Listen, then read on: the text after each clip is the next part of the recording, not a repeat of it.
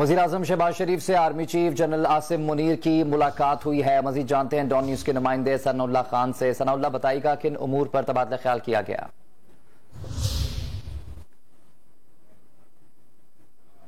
वज़ीर-ए-आज़म शहबाज शरीफ से army chief general Asim Munir की मुलाकात हुई है। अमन से मुतल्लिक़ उमूर पर तबादला ख्याल किया गया है।